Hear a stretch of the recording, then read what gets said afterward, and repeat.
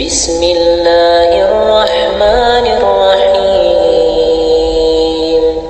والمرسلات عرفا فالعاصفات عصفا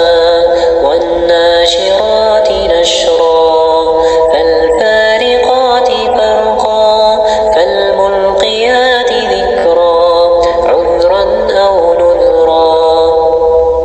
إنما توعدون لواقع فإذا النجوم طمست وإذا السماء فرجت وإذا الجبال نسفت وإذا الرسل أقتت لأي يوم أجلت ليوم الفصل وما أدراك ما يوم الفصل ويل يومئذ للمكذبين ألم نهلك الأولين ثم نتبعهم الآخرين كذلك نفعل بالمجرمين ويل يومئذ للمكذبين ألم نخلقكم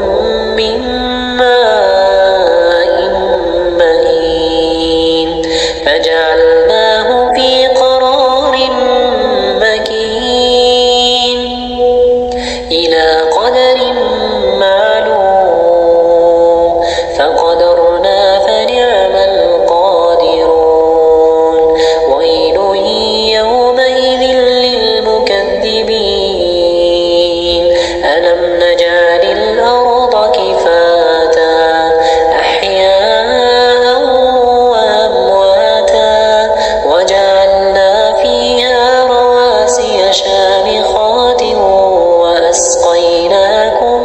ماء فراتا ويل يومئذ للمكذبين انطلقوا إلى ما كنتم به تكذبون انطلقوا إلى ظل ذي ثلاث شعب لا ظليل ولا يغني من اللهب إنها ترمي بشرر كالقصر كأنه جمالة صفر ويل يومئذ للمكذبين هذا يوم لا ينطقون ولا يؤذن لهم فيعتذرون ويل يومئذ للمكذبين هذا يوم الفصل جمعناكم والأولين فإن كان لكم كيد فكيدون ويل يومئذ للمكذبين إن المتقين في ظلال وعيون وفواكه مما يشتهون كلوا واشربوا هنيئا بما كنتم تعملون إنا كذلك نجزي المحسنين ويل يومئذ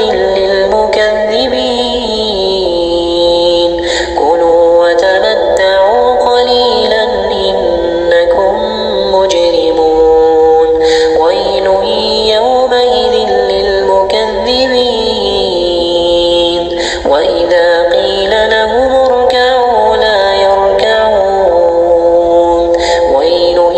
يومئذ للمكذبين